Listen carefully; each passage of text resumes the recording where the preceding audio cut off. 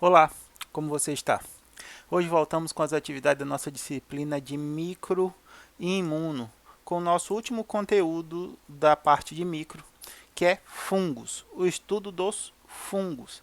A área que estuda os fungos é chamada de micologia.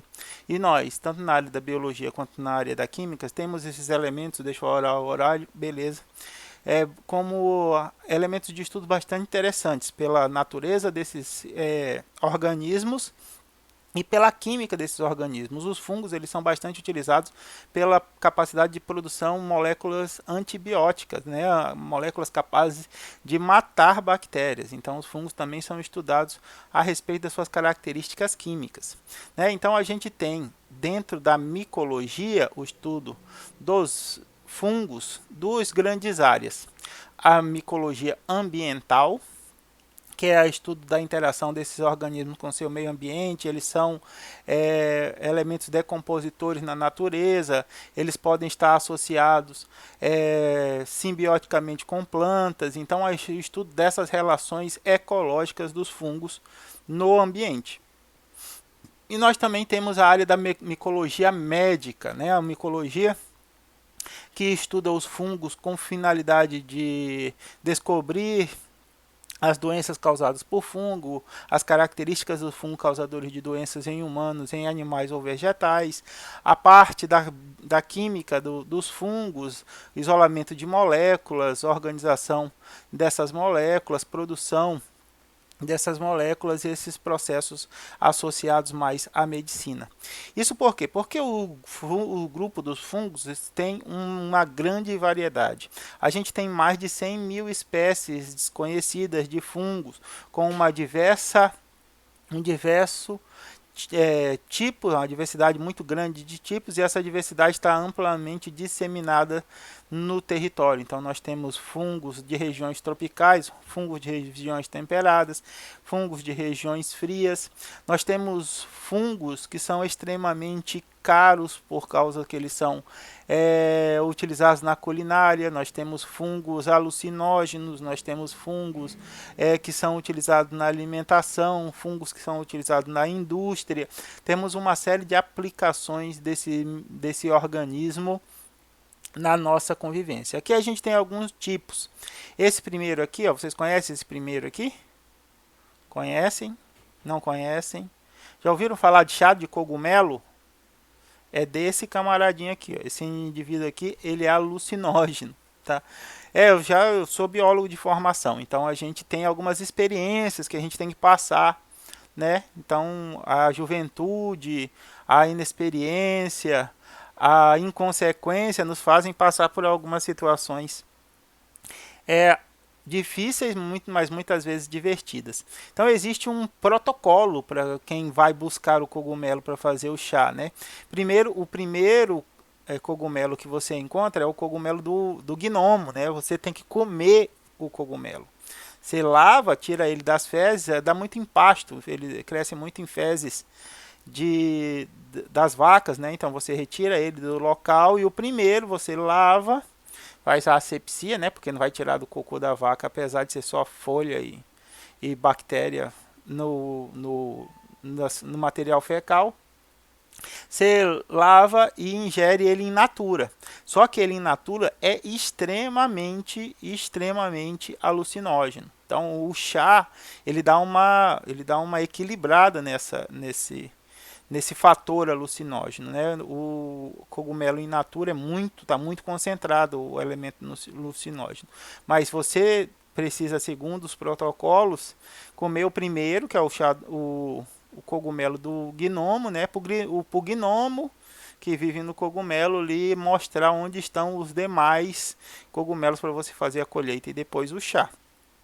Tome muito cuidado com isso. Eu não estou incentivando ninguém a tomar chá de cogumelo e nem comer o cogumelo. Estou relatando uma experiência pela qual eu passei a 1900 e bolinha, quando eu era inconsequente e inexperiente. Tudo bem? Um amigo meu muito inteligente me disse o seguinte: e micologista, estudou comigo na graduação, depois ele foi para Marília fazer especialização, mestrado e doutorado em micologia. Ele falou, Hudson, todo fungo é comestível. Alguns só uma vez, tá? Então você pode comer um fungo, não necessariamente esse. E esse fungo pode ser muito venenoso e fazer com que você não tenha outra oportunidade de se alimentar de fungos. Então evite esses, essas experiências caso seja possível. Então são conhecidos como bolores, como é esse caso aqui no pão, cogumelos, com essa estrutura aqui, orelha de pau, minha fotinha deve tá tampando, mas orelha de pau a gente conhece bastante, é aquele fungo que cresce em madeira em decomposição, né? Você sabe que a madeira está começando a apodrecer quando ela começa a apresentar as orelhas de pau. E ainda tem as leveduras, aqueles que a gente usa no fermento, né, de massas. O fermento de massas são leveduras comerciais, né, leveduras alimentícias. A maioria dos fungos é microscópica e terrestre. Existem os fungos macroscópicos, como a gente está vendo aqui, orelha de pau, bolores e os cogumelos, mas existem fungos microscópicos, que são as leveduras ou os leveduriformes. Eles são terrestres, eles estão, na maior parte das vezes, depositado sobre a camada de matéria em decomposição no solo. Existem fungos de importância clínica bastante importante, como paracoccidioidomicose. É um fungo que fica no solo e é levado à inalação devido à remoção ou movimento daquele solo durante a lavoura ou algum outro procedimento que mexa com a terra, que remova o solo e faz esses micro-organismos, fungos microscópicos, serem suspensos no ar e aí a partir daí inalados. Então a maioria deles é microscópico. A gente viu 100 mil espécies, a gente tem espécies microscópicas, nós temos espécies macroscópicas, mas a maioria deles é microscópica. Vou precisar espirrar. Obrigado. É só falar em subir poeira, não sei o que, meu nariz já se irritou. Então, eles estão no solo e eles se alimentam da matéria em decomposição. Eles são agentes decompositores na natureza. Eles se alimentam da matéria orgânica, permitindo a redistribuição dos átomos e dos seus nutrientes na composição, na nutrição do solo, na composição de outros organismos. Alguns fungos são simbiontes de plantas, fornecendo às plantas nutrientes capazes de favorecer seu crescimento, seu desenvolvimento, enquanto as plantas fornecem aos fungos abrigo e outros nutrientes, havendo uma relação de simbiose. Se vocês estão lembrados lá da ecologia, a relação de simbiose é quando um indivíduo já não mais consegue viver sem o outro. Ambos, fungos e plantas, precisam, em algumas espécies, dessa relação para que haja o mútuo benefício, né? Uma relação de ganha-ganha. No entanto, quando há separação, nenhum dos dois indivíduos consegue sobreviver isoladamente. E beneficia os humanos principalmente por meio da fermentação. A fermentação a gente vai ver que é utilizado na indústria alimentícia em larga escala. E outro elemento bastante importante para que os fungos tem ganhado cada vez mais importância é a síntese de antibióticos. Um exemplo disso é a penicilina. A penicilina é um metabólito, né, uma molécula produzida por fungos, e descobriu-se que essa molécula era capaz de produzir a morte de bactérias, como a gente viu na parte de bacteriologia, na parte de antibióticos. Então outras moléculas, com capacidade antibiótica, outros antibióticos estão sendo estudados, outras moléculas estão sendo estudadas a partir da química dos fungos, que é bastante rica, para o fornecimento de novos medicamentos, novas estratégias de controle de doenças e uma série de outros benefícios à humanidade a partir da utilização dos fungos. Agora, quando os fungos eles utilizam matéria orgânica viva para se alimentarem, nós dizemos que eles são parasitas. Existem os fungos decompositores que utilizam matéria orgânica morta e redistribuem os nutrientes ou os átomos daquela matéria orgânica na natureza para que ele possa continuar o ciclo de produção de outros organismos. Agora existem os fungos que são capazes de produzir doenças em plantas e em animais. Em animais, inclusive nos humanos. Nós temos as micoses mais brandas, mais leves, conhecidos aqui como, essa micose aqui é conhecida como impinge, esse daqui é o pano branco, e esse daqui qual é? O unheiro, exatamente. Isso daqui é muito comum, porque o material que as pessoas utilizam para fazer as unhas geralmente é compartilhado. E aí uma pessoa que contaminada utiliza um material, uma lixa de unha, um alicate, um espeto, aquele palito de churrasco, que parece um palito de churrasco assim para passar por baixo da unha, para limpar a unha. Aí ela contamina esse material com fungo, outra pessoa desavisada da casa vai lá, pega aquele equipamento, né, faz a utilização e também termina por se contaminar. Então é muito comum essa característica aqui, ó, o unheiro está em mais de uma mão, um dedo da mão, e às vezes em ambas as mãos. Por quê? Porque a gente usa o cortador de unha em uma mão, aí depois pega o mesmo cortador de unha e utiliza na outra mão, e aí há essa disseminação. Nenhuma dessas micoses aqui é uma micose grave, tudo bem? Então por isso que elas chegam a esse nível de desenvolvimento aqui. Por quê? Porque não dói, né? O unheiro não dói, o pano branco não dói, a micose, a impinge, ela coça, ó, tá vendo essa descamação? Não sei se a qualidade do vídeo para vocês vai permitir ver, mas existe essa descamação, que é o tecido morto, né? Então o fungo está se alimentando aqui nas bordas, ó. Como ele se expande, ele vem se alimentando da queratina e das células vivas aqui em volta e vai se expandindo. Conforme ele se expande, vai havendo o recrutamento de células do sistema imunológico por essa região, por isso que a gente tem essa vermelhidão e esse descamamento, que é a morte das células epiteliais, né? Isso daqui coça um absurdo, né?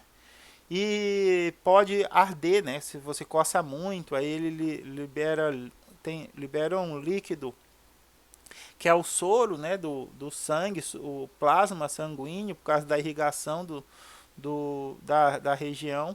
E aí conforme você coça, você impregna a mão com os fungos e pode levar isso a outra parte do corpo, a cabeça, a outra parte do corpo, contaminar objetos que podem ser compartilhados.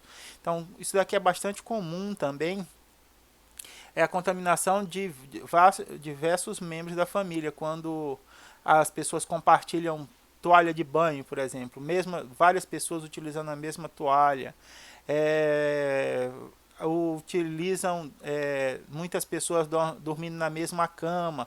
Essa descamação aqui, ó, impregna o lençol, e aí se você não fizer a higienização dos lençóis com frequência, as outras pessoas deitam na cama, se contaminam. O pano branco também tem uma forma de contaminação muito semelhante com a impinge, né? O fungo responsável pela impinge é o Trichophyton sp. Várias espécies de Trichophyton. E o do pano branco é a Malassezia furfur. Então a gente tem alguns outros fungos relacionados a pano branco, né? Então também tem muito essa relação de contato direto, de divisão de outras, dividir objetos, toalha de cama, toalha de banho, roupa de cama, toalha de banho, várias outras roupas, dividindo roupas. Então pode haver essa contaminação dentro do mesmo membros da mesma família. O que acontece? essas micoses, elas são inodoras, o que elas não cheiram, elas não doem, elas têm um aspecto visual ruim.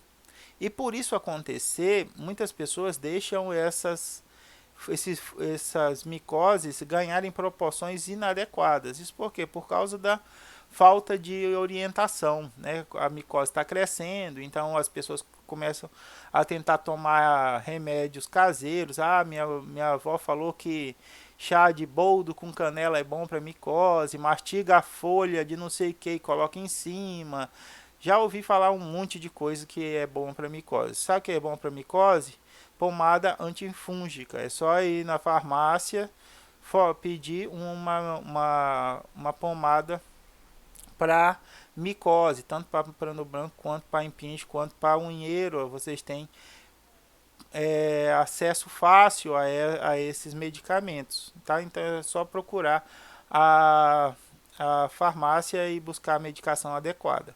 Nossa responsabilidade é alertarmos essas pessoas para essa necessidade, fazer a consulta médica caso seja necessário, fazer uma consulta com o dermatologista para que ele possa analisar, ver qual é a melhor forma de tratamento, ver a quantidade de tempo que vai ser necessário para esse tratamento. Por quê? Porque micoses, mesmo não sendo não provocando dor, podem ser bastante graves. Nós temos micoses profundas. Aqui a gente tem a descrição de alguns casos de micoses que levam à perda de membros. Vejam só a amplitude dessa contaminação. Aqui é o joelho do indivíduo, né? Então aqui a gente tem toda a parte da canela e aqui a parte da coxa. Esse nível de disseminação pode causar danos graves aos vasos sanguíneos e aos vasos linfáticos. A perda dessa capacidade de circulação, tanto dos vasos sanguíneos quanto do vaso linfático, começa a fazer necrose do tecido, e a partir da necrose do tecido é necessária a amputação. Imaginem só, pessoal, ao nível de tempo, a quantidade de tempo que é necessária para chegar a esse nível de contaminação. Olha aqui, essas verrugas tomaram toda a mão, a gente quase não consegue discernir mais a falange do dedo medial aqui, né, ó. A parte da mão, o rosto da moça aqui, ó, todo tomado pela micose. Isso por quê? Porque as pessoas necessitam de orientação. Muitas pessoas começam a manifestar a doença e, em vez de procurar auxílio médico, elas se envergonham da doença que está se desenvolvendo. Então é nosso papel, ao encontrarmos uma pessoa ou soubermos de uma pessoa que tem um processo em andamento, levá-la ao posto médico, ou ao atendimento médico, ou fazer com que ela procure uma orientação para iniciar um tratamento. Os tratamentos para fungos, assim como as suas infecções, elas são bastante longos. Você não tem um unheiro, um pano branco e uma impinge de um dia para o outro. O desenvolvimento dos fungos bem mais lentos em comparação ao desenvolvimento das bactérias. Isso faz com que a manifestação clínica da doença ela seja lenta e progressiva.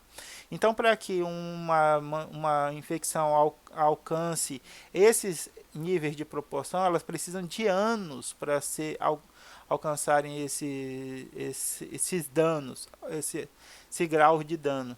Então, por muitos anos, as pessoas vêm convivendo com esses fungos, por falta de orientação médica, por falta de instrução, por dificuldade de acesso. Muitas vezes a pessoa está isolada também, está no interior, que não chega, só sai de lá de barco, é muito pouco assistido em relação à política de saúde pública.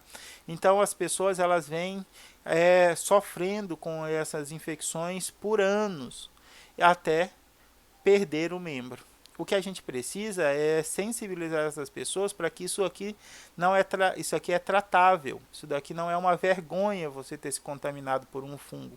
Assim como não é vergonha você se contaminar por um vírus, não é vergonha você se contaminar por uma bactéria. Mas que tanto bactérias, vírus, os fungos também têm tratamentos. Alguns fungos, os tratamentos levam 8 meses, 12 meses, 16 meses. Por quê? Porque como os medicamentos interferem no ciclo de vida do fungo, e como esse ciclo de vida é lento, a progressão da doença é lenta, você precisa de muito tempo também para eliminar todos os fungos que estão causando essa infecção. Após a eliminação dos fungos, o tecido vai tentar se regenerar, mas nesse caso aqui, ó, o tecido conjuntivo já está exposto, né? O tecido epitelial já foi destruído e o tecido conjuntivo adjacente, subjacente, na verdade, já está exposto, né? Então isso aqui vai virar uma cicatriz. Esse indivíduo aqui talvez perca o movimento da perna se ele permanecer com a perna, se não for preciso retirar, fazer a amputação do membro. As mãos e os pés aqui vão ficar com marcas, mas essa contaminação ela pode ser detida, ela pode ser eliminada com a utilização da medicação adequada. Por que isso acontece? Como é que os fungos eles se nutrem? Como é que é a fisiologia dos fungos? Os fungos eles fazem a digestão que a gente chama de digestão extracelular. Eles liberam, eles secretam enzimas digestivas no meio, no tecido onde ele está inserido, e essas enzimas elas fazem a digestão das células que estão à sua volta, liberando carboidratos, proteínas e lipídios que são absorvidos pelos fungos para multiplicação e nutrição do seu metabolismo. A maioria dos fungos é aeróbia. Isso significa o que? Eles precisam de oxigênio para realizar a sua respiração celular. Lá durante o processo de respiração celular, produção de ATP, eles utilizam oxigênio para produção de água e energia. Eles também podem ser anaeróbios facultativos. Isso significa o quê? Que em não havendo oxigênio, eles podem trabalhar com outras vias metabólicas que não as suas vias principais, mas eles preferencialmente utilizam oxigênio. Eles vivem em ambientes onde haja disponibilidade de oxigênio. Então, os facultativos, anaeróbios facultativos, são fungos que têm a capacidade de sobreviver em baixa concentração de oxigênio, utilizando outras ferramentas metabólicas, outras vias metabólicas para sua sobrevivência. Uma via metabólica relacionada aos indivíduos anaeróbios é a fermentação. O que é a fermentação? É a quebra incompleta da glicose. Existe uma via metabólica, não sei se vocês já estudaram isso em bioquímica, que é chamada de glicólise. A quebra da glicose gerando ATP e duas moléculas de 3 carbonos chamado de ácido pirúvico ou piruvato. Esse piruvato vai entrar no ciclo do ácido cítrico ou no ciclo de Krebs, né, para produção de outros elementos. Isso na presença de oxigênio. Na ausência de oxigênio, como é o caso dos anaeróbios facultativos, a glicólise é incompleta e a gente produz, a partir do ácido pirúvico, o etanol. Tá? Então a gente viu lá nas bactérias que a gente tem alguns tipos de fermentação. A gente tem a fermentação alcoólica, que é a produção de etanol. A gente tem a fermentação lática, que é a produção de ácido lático. Nós temos a fermentação cítrica, com a produção de ácido cítrico. Então a gente tem um monte de tipo de fermentação. A fermentação das leveduras no processo anaeróbio, em anaerobiose, na ausência de oxigênio, é a fermentação etílica, com a produção de etanol. Essa fermentação ela é bastante utilizada e gás carbônico, que também é importante. Essa via metabólica das leveduras ela é bastante utilizada em uma série de ferramentas industriais para o nosso benefício. Então, a produção dos pães, de vinhos, de cerveja, daquela cervejinha que você adora, a fermentação para a produção de gás carbônico e álcool a partir do açúcar é utilizando uma levedura, é utilizando um fungo. A gente também pode utilizar fungos para produção de queijos e a gente pode comer os fungos propriamente dito. Então a gente tem o Paris Champignon, que é o mais conhecido, é aquele que a gente coloca no estrogonofe, mas temos o shiitake, temos vários outros cogumelos bastante importantes. Aqui a gente tem uma pizza, eu trouxe umas pizzas aqui de cogumelo com o Paris Champignon. Aqui está ele, ó. É aquele que a gente coloca no nosso estrogonofe, né, do final de semana.